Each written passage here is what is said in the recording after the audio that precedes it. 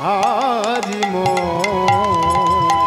থাকিও নায়ার ভুলিয়া, থাকিও নায়ার ভুলিয়া। ওগো দয়াময়, এই সারা বিশ্ব জগতের সকল জীব সবাই নয়নবাড়ি বরিশন করে তোমারই কারণে, কিন্তু তুমি ছাড়া সেই নয়নবাড়ি নিবারণ কে বা করতে পারে বলো? একমাত্র তুমিই তো পারো আমাদের এই চোখের জল মুছিয়ে দিতে। তাই মহাজন কি বললেন? কাঁদিছে বিশ্ব তোমারই কারণ, তুমি বিনে অশ্রু কে করে নিবারণ।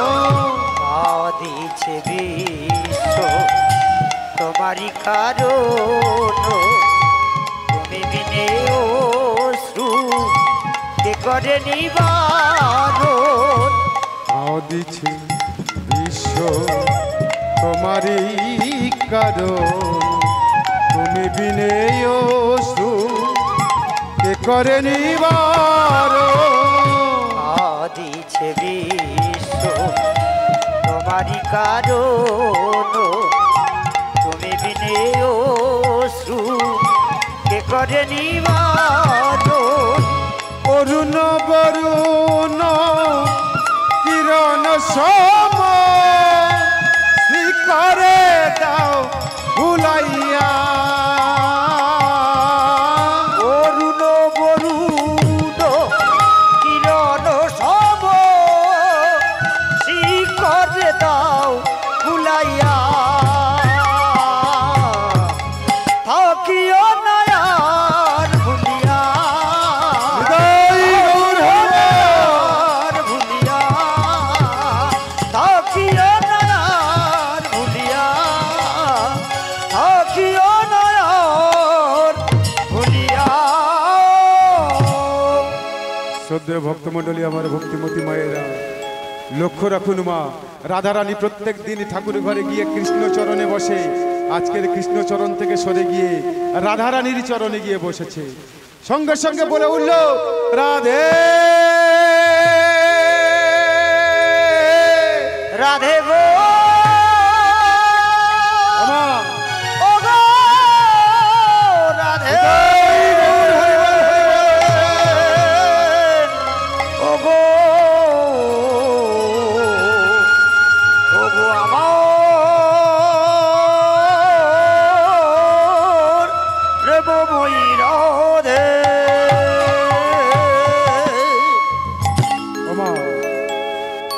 কারণ গান্ধারী জানতো রাধারানীর কৃপা না হলে কৃষ্ণ কৃপা পাওয়া যায় না। তাই তো তিনি আজকের রাধারানীর চরণে গিয়ে বলে উঠলেন, রাধে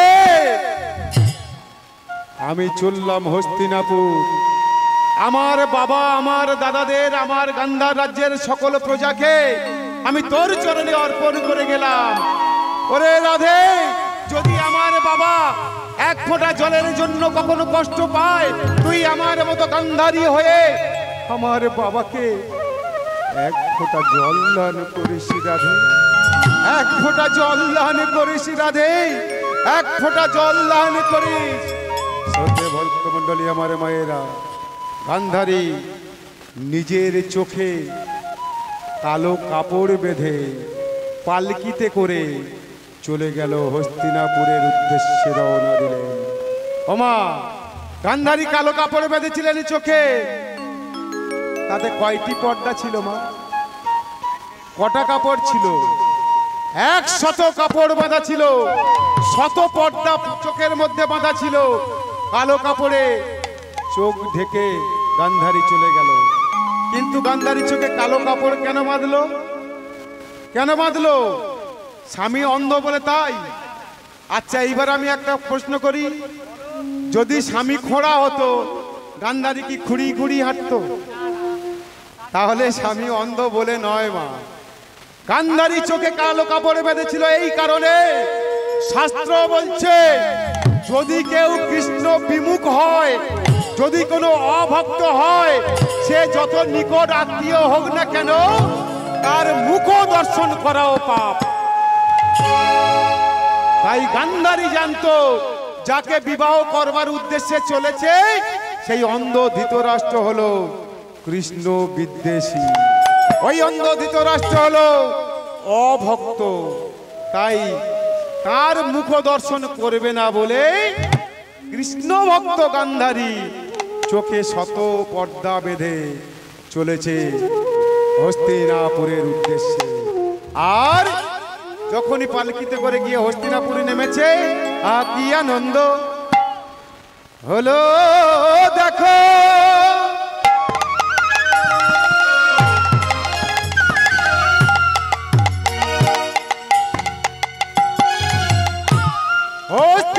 হস্তিনানগরে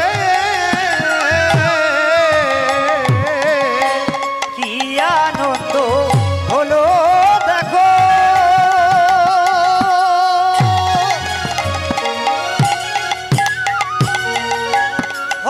হস্তিনানগরে আর উলুধ্বনি শঙ্খ ধ্বনি করে ভক্তগণে।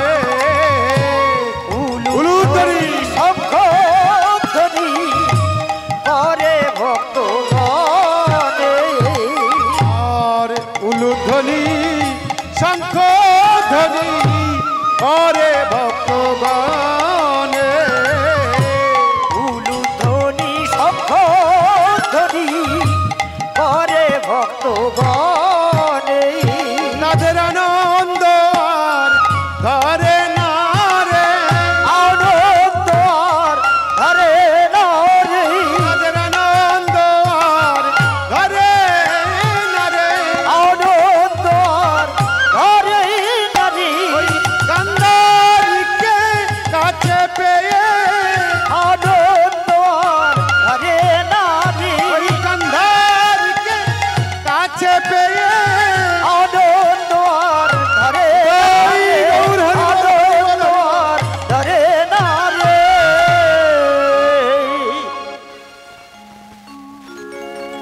ওমা গান্ধারী যখনই হস্তিনাপুরে পৌঁছেছে, হস্তিনানগরবাসী উলুধ্বনি শঙ্খধ্বনি সহকারী গান্ধারীকে আহ্বান করে বরণ করে তাকে নিয়ে গেল এবং যথাসময়ে ওই অন্ধ ধৃতরাষ্ট্রের সাথে বিবাহ সম্পন্ন হলো।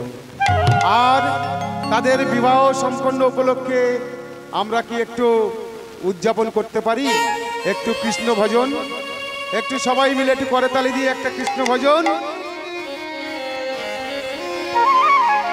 একবার কৃষ্ণ বলে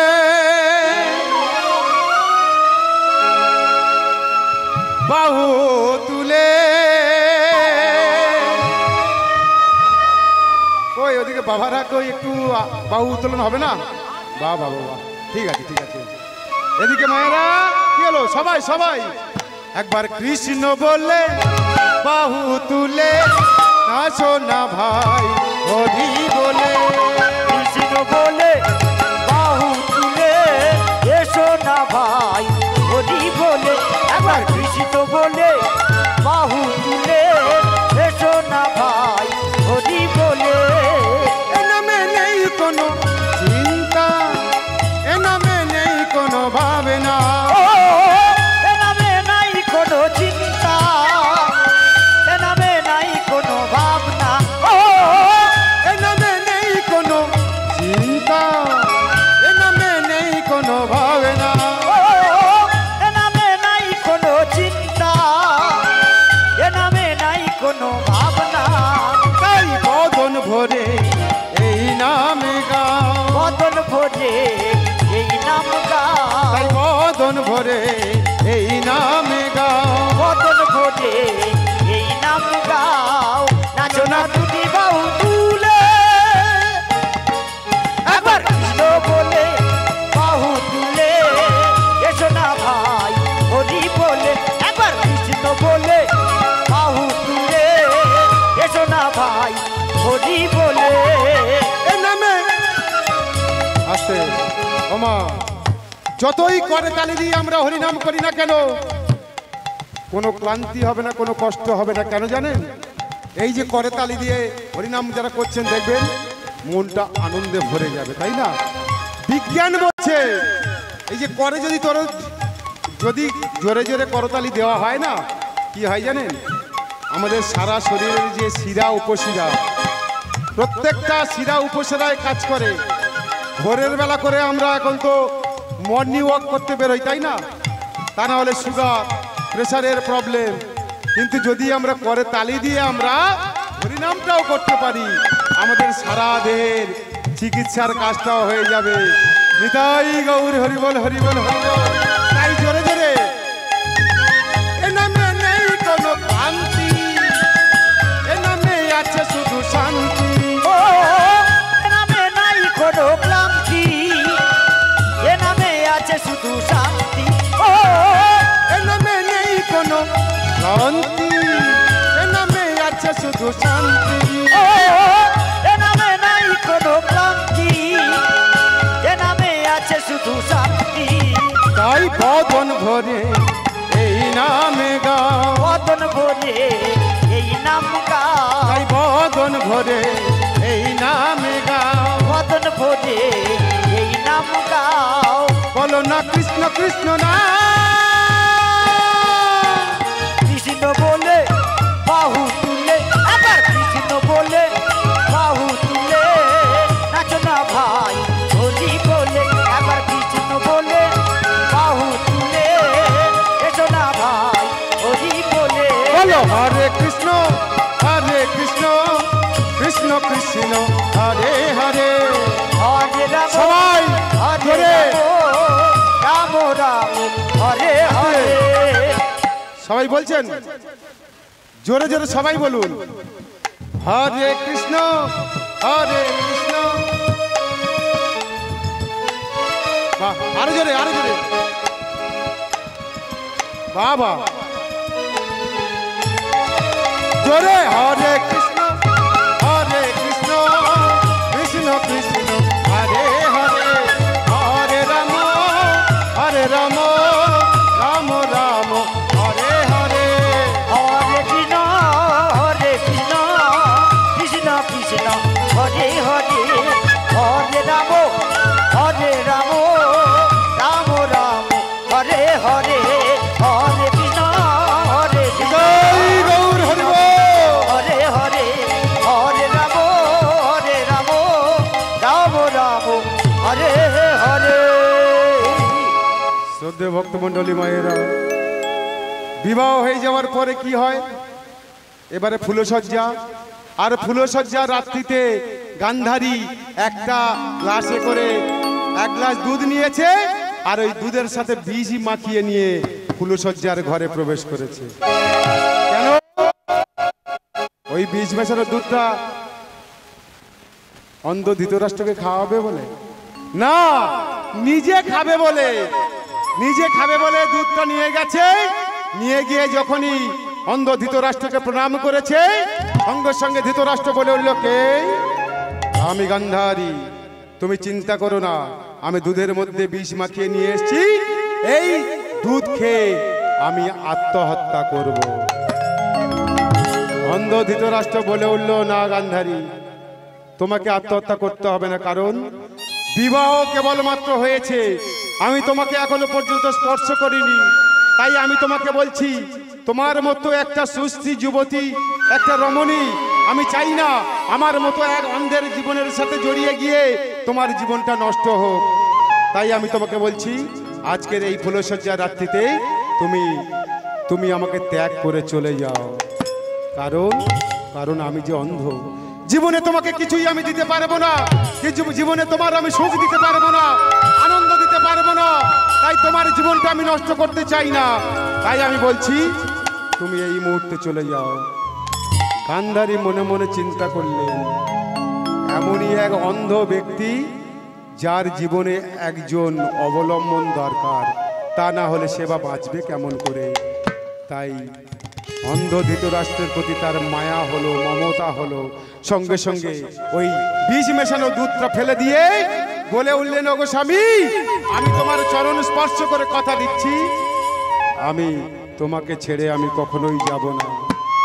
সারাটা জীবন তোমারই চরণ সেবা করব। শ্রদ্ধেয় ভক্তমণ্ডলী মায়েরা, দেখুন ওই অন্ধ ধৃতরাষ্ট্রের সাথে সংসার করতে করতে গান্ধারী হয়ে উঠল শত পুত্রের জননী, আর একটি কন্যা যার নাম হলো দুঃশলা। মায়েরা দেখুন, অন্ধ ধৃতরাষ্ট্র ছিল নপুংসক, তথাপিও ওই গান্ধারী হয়ে উঠল শতপুত্রের জননী। এই অন্ধ ধৃতরাষ্ট্র জন্ম থেকে অন্ধ, সে ছিল নপুংসক। কেন? কারণটা আজকের আর বলবো না, বলতে গেলে অনেক সময় লেগে যাবে। সামনের বছর যদি আবার আসি বলে দেবো, ঠিক আছে মা? তাহলে দেখুন, গান্ধারী যখন শতপুত্রের জননী হয়ে উঠল, কৌরব বংশের বড় ছেলে হলো দুর্যোধন। এই দুর্যোধনের অত্যাচারে যোগী মুনি ঋষি কেউ যদি হরিনাম করে তাদেরকে কঠোর শাস্তি দেয়, তাদেরকে কঠিন শাস্তি দেয়, তাদের উপর অত্যাচার তারা আর সহ্য করতে পারে না। তাই তো তারা সবাই চিৎকার করে বলে ওঠে, ওগো দয়াময়, ওগো দয়াময়, তুমি আমাদেরকে বাঁচাও। আর ভগবান যুগে যুগে অবতীর্ণ হয়েছেন। গীতায় বলছে মা, গীতায় কি বলছে?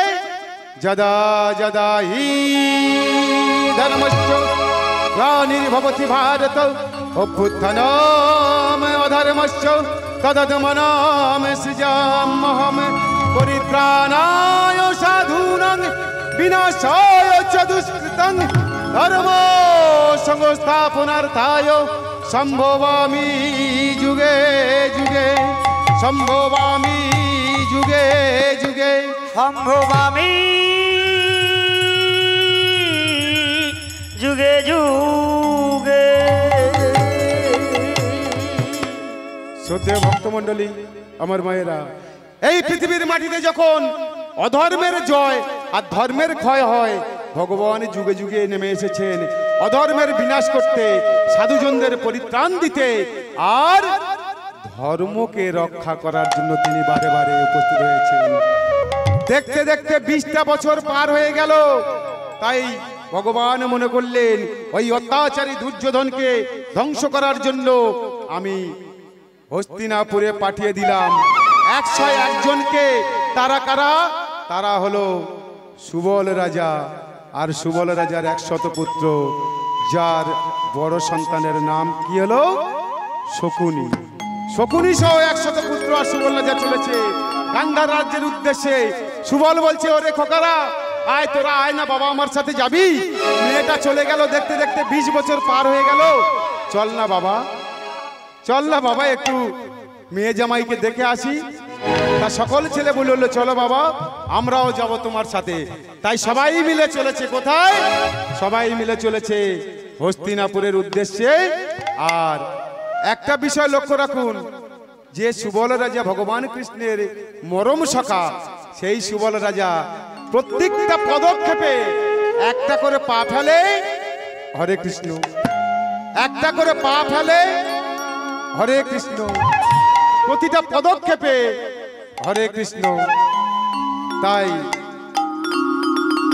কৃষ্ণ নাম বলতে বলতে যখনই সুবল রাজা সহ তার 100 সন্তান চলছে, কৃষ্ণ কৃষ্ণ বল, জয় রাধে রাধে বল, জয় রাধে জয় কৃষ্ণ জয় বৃন্দাবন, কৃষ্ণ বল, রাধে রাধে বল, জয় রাধে জয় কৃষ্ণ জয় বৃন্দাবন। বলো রাধে রাধে বল, জয় জয় কৃষ্ণ কৃষ্ণ বল, জয় রাধে জয় কৃষ্ণ জয় বৃন্দাবন। রাধে রাধে বল, কৃষ্ণ কৃষ্ণ বল, জয় রাধে জয় কৃষ্ণ জয় বৃন্দাবন। আমা কৃষ্ণ কৃষ্ণ বল, জয় জয় রাধে রাধে বল, জয় রাধে জয় কৃষ্ণ জয় বৃন্দাবন। কৃষ্ণ বল, রাধে রাধে বল, জয় রাধে জয় কৃষ্ণ জয় বৃন্দাবন। শ্রদ্ধেয় ভক্তমণ্ডলী, ওই কৃষ্ণ নাম করতে করতে যখন সবাই আগিয়ে আসছে, দুর্যোধন তখন সিংহাসনে বসে হঠাৎ তার কানে আওয়াজ গেল। কিসের আওয়াজ? এত সব কারা এইদিকে আসছে, আর কি যেন বলতে বলতে আসছে। দুর্যোধন বাইরে বের হয়ে দেখলো প্রায় শতাধিক লোক একসাথে আসছে, আর তারা কি বলতে বলতে আসছে, রাধে রাধে বল, জয় জয় কৃষ্ণ কৃষ্ণ বল, জয় রাধে জয় কৃষ্ণ জয় বৃন্দাবন। রাধে রাধে বল, কৃষ্ণ কৃষ্ণ বল, জয় রাধে জয় কৃষ্ণ জয় বৃন্দাবন। রাধে রাধে বল, জয় জয় কৃষ্ণ কৃষ্ণ বল, জয় রাধে জয় কৃষ্ণ জয় বৃন্দাবন। রাধে রাধে বল, কৃষ্ণ কৃষ্ণ বল, জয় রাধে জয় বৃন্দাবন। এই! চুপ, একদম চুপ। কেউ যদি আর একবার ওই নামটা উচ্চারণ করেছো একদম মেরে ফেলবো। দুর্যোধন, আপনাদেরকে আমি বলছি না, দুর্যোধন বলছে, যদি কেউ আর একবার ওই নাম বলেছো মেরে ফেলবো একদম। কারা তোমরা, কারা তোমরা, কোত্থেকে আসছো? সঙ্গে সঙ্গে সুবল বলে উঠলো ছেলেদের, বাবা তোরা চুপ কর, আমি কথা বলছি, ঠিক আছে? বলে উঠলো, শোনো, আমরা এসছি গান্ধার রাজ্য থেকে আমার মেয়ে গান্ধারীকে দেখবার জন্য। যেই গান্ধারীর নামটা বলেছে, অত্যাচারী দুর্যোধন একটু সংযত হলো, মনে মনে ভাবলো এটা তাহলে আমার দাদু হবে। তাহলে দাদু নাতির সামনাসামনি পরিচয় হচ্ছে 20 বছর পর। বলে উঠলো, তুমি কে? বলে আমি তো গান্ধারীর বাবা। বলে তাহলে তুমি কি আমার দাদু? বলে হ্যাঁ, আমি তোমার দাদু আর এগুলো তোমার মামা। আরে আমার মা তো বাড়িতেই নেই, মা আর বাবা দুজনেই গেছে, তারা তীর্থে তীর্থে বেড়াতে গেছে। বলে ভালো কথা, যাক, 1 2 দিন 4 দিন 5 দিন পরে তো ফিরবে, আর যতদিন না অবধি ফেরে ততদিন পর্যন্ত আমরা এখানে থাকবো, খাবো, ঘুমাবো, ঘুরে ফিরে দেখবো।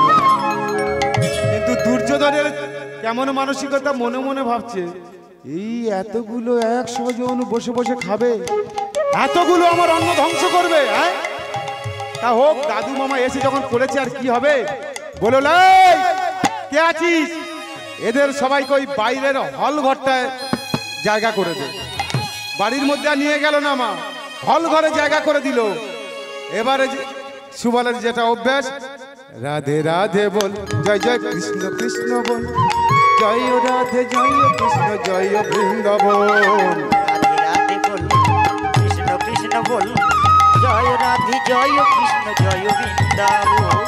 দাদু আবার সেই নাম, আমার খাবে, আমার পড়বে, আমার বাড়িতে থাকবে। আর যদি আর একবার ওই নাম বলেছো খুব খারাপ হয়ে যাবে।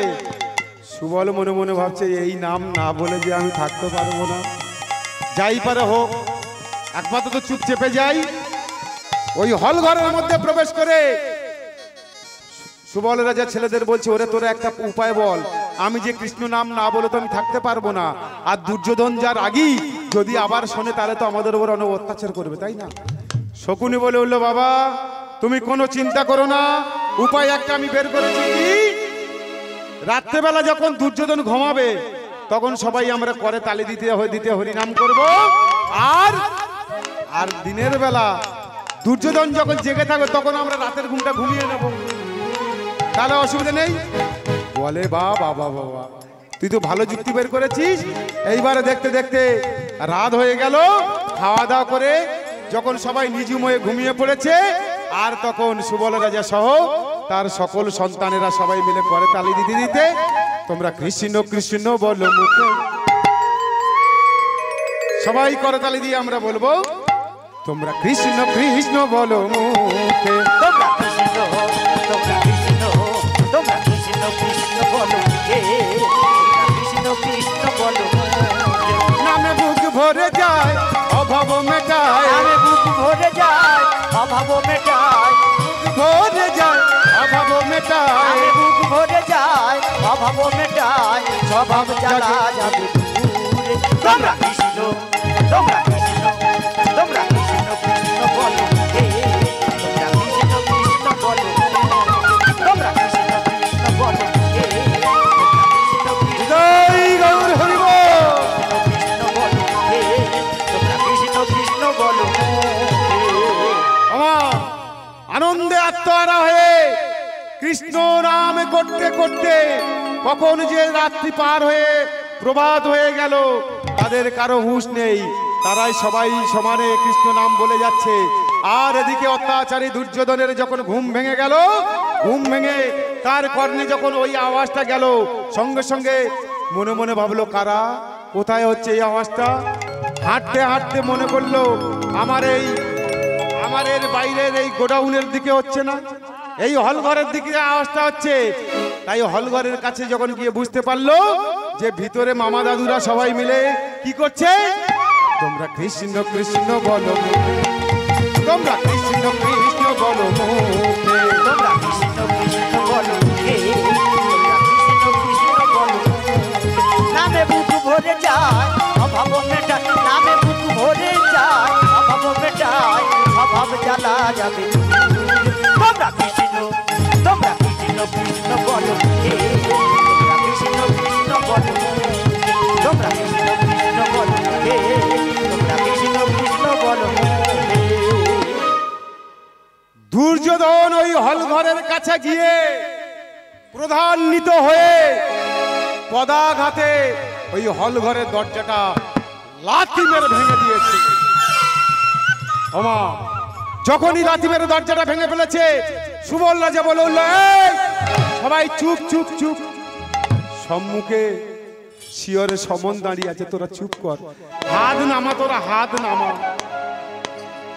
বলে উঠল, এই কে আছিস?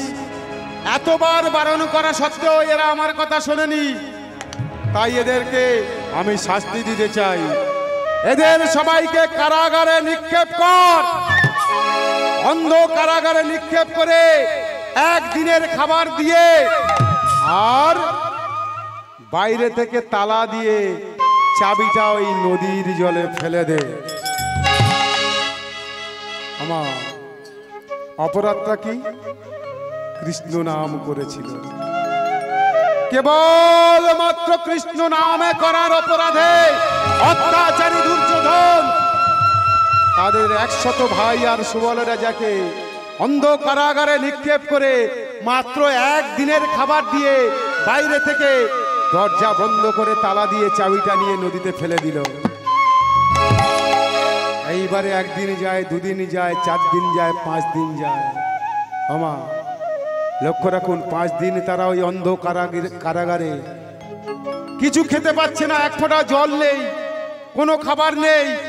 যেটুকু খাবার আছে খিদের জ্বালায় ছটফট করছে সুবল রাজার 100 পুত্র। তাদের মধ্যে কেউ কেউ বলে উঠল, বাবা খিদের জ্বালা আর সহ্য করতে পারছি না, এই খাবারটা কি খাবো? সুবল রাজা বলে উঠল, না, এই খাবারটা তোরা কেউ খাবি না। বাবা খিদের জ্বালা যে আর সহ্য করতে পারছি না। সুবল রাজা বলল, এই খাবারটা আমি তাকেই খেতে দেব যে আমার সামনে শপথ করতে পারবে ওই অত্যাচারী দুর্যোধনের বুক চিরে রক্ত খেতে পারবে, যে আমার সামনে শপথ করতে পারবে যে এই কৌরব বংশকে ধ্বংস করে দিতে পারবে, একমাত্র এই খাবারটা আমি তাকে খেতে দেব। সুবল রাজার সন্তানেরা বলে উঠল, বাবা গো তুমি ভুল ভাবছো, কারণ আমরা সব অন্ধ কারাগারে বন্দী। আমরা কেমন করে ওই দুর্যোধনের বুক চিরে রক্ত খাবো? আমরা কেমন করে ওই কৌরব বংশকে ধ্বংস করব? আমার 100 পুত্রের মধ্যে কেউ কি পারবে না? কারো কি মনোবল নেই? কেউ কি আমার কাছে এই প্রতিজ্ঞাটা করতে পারবে না? সঙ্গে সঙ্গে একজন বলে উঠল, আমি আছি, আমি আছি। সেটাকে সেটা হলো বড় ছেলে শকুনি। বলে উঠল শকুনি, বাবা আমি তোমাকে কথা দিচ্ছি, যদি আমি বেঁচে থাকি আর এই কারাগার থেকে বের হতে পারি, আমি তোমার কাছে প্রতিজ্ঞা করে বলছি, ওই অত্যাচারী দুর্যোধনের বুক চিরে আমি রক্তপান করব। ওই অত্যাচারী দুর্যোধন সহ কৌরব বংশ আমি ধ্বংস করে দেব। এই খাবারটা একমাত্র তুই খাবি। আমা 10 দিন যায়, 15 দিন গেল, কিন্তু খিদের জ্বালায় সকল সন্তানেরা ছটফট ছটফট করছে। খিদের জ্বালা আর সহ্য করতে পারছে না। খিদের যন্ত্রণা সহ্য করতে না পেরে সুবল রাজার একটা করে এক একটা সন্তান আর এক সন্তানের দেহ চিরে মাংস খাচ্ছে। পিপাসায় যখন ছাতি ফেটে যাচ্ছে, এক ভাই আর এক ভাইয়ের বুক চিরে রক্ত পান করছে।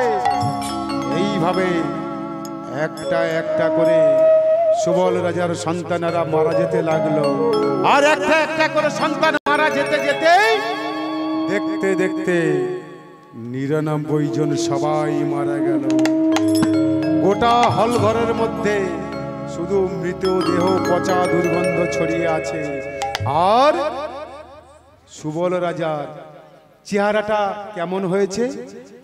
বড় বড় দাড়ি, শুধুমাত্র অস্থি চর্ম সার, হাড়ের ওপরে চামড়াটা জাস্ট আছে। তার দেহ এতটুকু আর ক্ষমতা নেই, চোখে অন্ধকার দেখছে। কোন রকমে বুক ঘষটাতে ঘষটাতে ঘষটাতে ওই শকুনির কাছে গিয়ে বলে উঠল, রে শকুনি, আমারও শিয়রে সমন দাঁড়িয়ে আছে, আমার কাছে আর বেশি সময় নেই, তোর আর কোনো ভাই বেঁচে নেই রে বাবা, তাই আমি তোর কাছে একটা কথা বলার জন্য এলাম। আমি আর কিছুক্ষণের মধ্যে মারা যাব, তোকে আমি একটা কথা বলি, ওরে খোকা, তোকে আমি একটা কথা বলি, আমি মারা যাবার পরে আমার বুকটা তুই চিরে দিবি। আমার বুকটা ছেড়ে দিয়ে আমার দক্ষিণ পার্শ্ব থেকে আমার পাঁজরটা তুই বের করে নিবি। আর ওই পাঁজর থেকে তৈরি হবে শকুনির পাশা। শকুনির পাশা, যেটা জগৎ সংসারে শকুনির পাশা বলে পরিচিত হবে। আর ওই পাশাকে তুই যা বলবি, তোর সকল কথা ওই শকুনির পাশায় বলবে। আর তুই আমাকে কথা দে, এই কারাগার থেকে বের হয়ে ওই অত্যাচারী দুর্যোধনের ধ্বংস চাই। বলে উঠল, বাবা গো, কিন্তু আমি এখান থেকে বের হব কেমন করে? তখন সুবল রাজা বলে উঠল, ওরে, তার নাম স্মরণ কর, একমাত্র তিনিই পারেন তোকে রক্ষা করতে। সুবল বলে উঠল, বাবা, আমাকে তুমি থাকতে বলছো দুর্যোধনের কাছে, অথচ কৃষ্ণ নাম করলেই তো সে আমাকে আবার কারাগারে নিক্ষেপ করবে। বলে উঠল, ওরে বাবা, তিনি যে অন্তর্যামী, সকল ভক্তের অন্তরের কথা তিনি বুঝতে পারেন, তাই তুই উচ্চ ঈশ্বরে হরিনাম আর করবি না। তুই এখন থেকে অন্তরে মনে মনে হরিনাম করবি। একবার বল না রে বাবা, আমার আর বেশি সময় নেই, আমার মৃত্যু শিয়র সমন দাঁড়িয়ে আছে।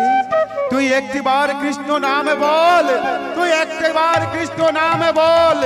কৃষ্ণ কৃষ্ণ বলতে বলতে সুবল রাজা সঙ্গে সঙ্গে ইহ জনমের মায়া ত্যাগ করে পরলোক গমন করেছে। যখনই সুবল রাজা মারা গেল, শকুনি ডুকরে ডুকরে কেঁদে উঠল, বলে উঠল, ওগো দয়াময়, ওগো দয়াময়, তুমি তো অন্তর্যামী ভগবান, তুমি কি বুঝতে পারছো না? তুমি কেমন করে আমাদেরকে রক্ষা করবে বলো দয়াময়? দেখতে দেখতে ৯৯ জন ভাই মারা গেল, আমার বাবাও চলে গেল, তাহলে আমি আর কেমন করে বেঁচে থাকবো বলো দয়াময়? খুলে দাও এই দরজা, খুলে দাও, খুলে দাও দরজা, খুলে দাও, খুলে দাও,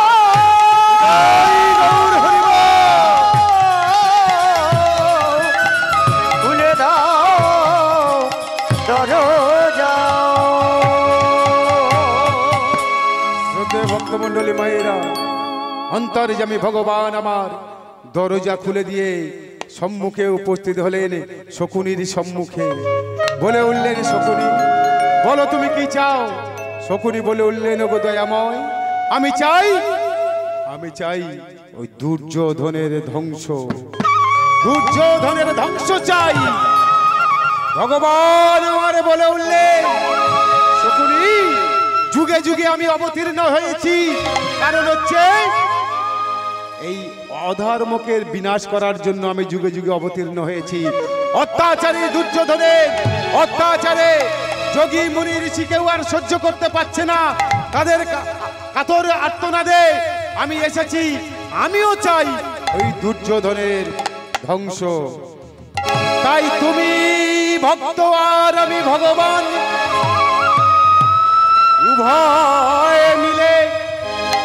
উভয়ে মিলে করব ধর্ম রাজ্য প্রতিষ্ঠা।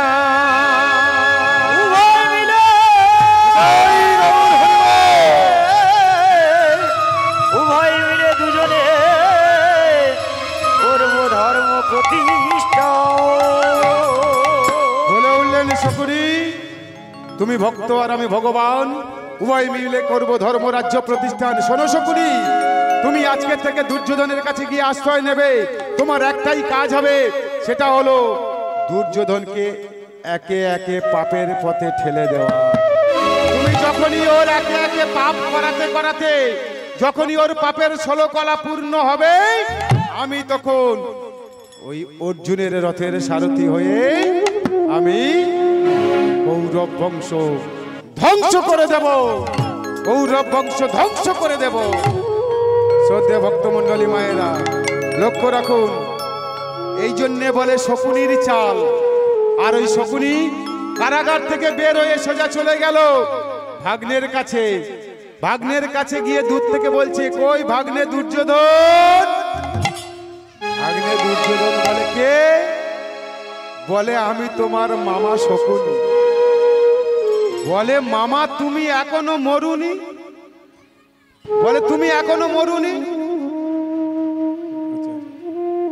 শ্রদ্ধেয় ভক্তমণ্ডলী মায়েরা, শকুনি গিয়ে একের পর এক পাপ করালো, আর ভগবান কৃষ্ণ ধর্মযুদ্ধ প্রতিষ্ঠা করে কুরুক্ষেত্রের যুদ্ধে একের পর এক অর্জুনের রথের সারথি হয়ে কৌরব বংশ ধ্বংস করে দিল। তাই আমি এখানেই রাখছি লীলা। আর আপনারা পরবর্তী কীর্তনিয়া আমার দিদি নূপুর দিয়ে আসছে, আপনারা ওনার কীর্তন শুনুন। আমার সাথে যেমনভাবে সহযোগিতা করলেন, দিদির সাথে তেমনভাবে সহযোগিতা করবেন। আর সবাই মিলে আমি যাবার বেলা একটি বিদায় গান একটি করে যাই। আমা যাবার বেলা একটি কথা শুধু বলে যাই, জনম জনম এই হরিনা আমি যেন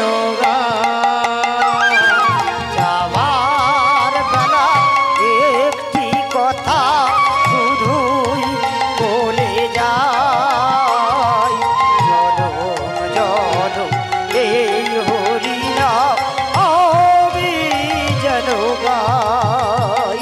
ও মা, যেদিন আমি থাকবো নয়া যাব বহু দূরে, যেদিন আমি থাকবো না যাব বহু দূরে, যেদিন আমি থাকবো না যাব বহু দূরে, তোমরা সাজের প্রদীপ জ্বালিয়ে দিও কৃষ্ণ নামের সুরে, সাজের প্রদীপ জ্বালিয়ে দিও কৃষ্ণ নামের সুরে। আমি চলে যাই শুধুই বলে যাই, আমি চলে যাই শুধুই বলে যাই, আমি চলে যাই শুধুই বলে যাই, আমি চলে যাই শুধুই বলে যাই। তোমাদের সবার ক্ষমা মাঝে যেন পাই আমি ঠাঁই। সবার ক্ষমার মাঝে যেন পাই যেন ঠাঁই, আমি চলে যাই শুধুই বলে যাই, আমি চলে যাই শুধুই বলে যাই। তোমাদের সবার ক্ষমা মাঝে